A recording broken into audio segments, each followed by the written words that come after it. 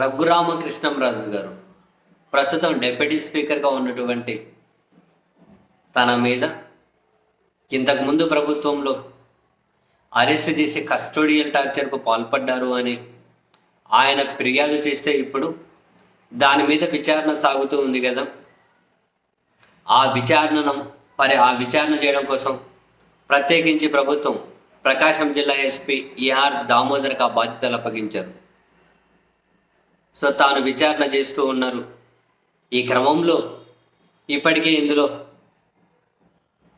మాజీ additional SP విజయపాల్ని arrest చేశారు. ఆయన రిమాండ్లో ఉన్నారు. మరికొందరి మీద విచారణ సాగుతూ ఉంది. ఈ క్రమంలో చాలా ఆసక్తికరమైన పరిణామం, ఈ కేసుకు సంబంధించి విచారణకు రావాలి అని చెప్పి విజయవాడ ఎయిర్పోర్ట్ డెవలప్మెంట్ కమిటీ సభ్యుడు, తెలుగుదేశం పార్టీ నేత కామేపల్లి తులసిబాబుకు ఎస్పీ నోటీసులు ఇచ్చారు. చాలా ఆసక్తికర పరిణామం. కారణం, ఆయన విజయవాడ ఎయిర్పోర్ట్ డెవలప్మెంట్ కమిటీలో ముఖ్య సభ్యుడు, టీడీపీ గుడివాడ నియోజకవర్గానికి సంబంధించి అత్యంత ముఖ్య నేత అనే కంటే కూడా అక్కడ ఎమ్మెల్యే వెనిగండ్ల రాముకు అత్యంత ఆప్తుడు. వెనిగండ్ల రాము బిజినెస్ పార్ట్నర్. అండ్ వెనిగండ్ల రాముకు సంబంధించి రాజకీయంగా కర్త కర్మ క్రియ తులసిబాబు పేరే చెబుతారు. అంత ముఖ్యులు. మొన్న గుడివాడ నుండి వెనిగండ్ల రాము గెలవడంలో కూడా ఈయనదే అత్యంత కీలక పాత్ర అంటారు. అంతెందుకు మొన్న ఎన్నికలప్పుడు వైసీపీ నేతల నుండి నాకు రక్షణ కావాలి అని చెప్పి ఈయన అడిగితే ఏకంగా అప్పటి ఎస్పీ అయితే ఎన్నికలప్పుడు ఈయనకు ఒక షాడో పార్టీని కూడా ఏర్పాటు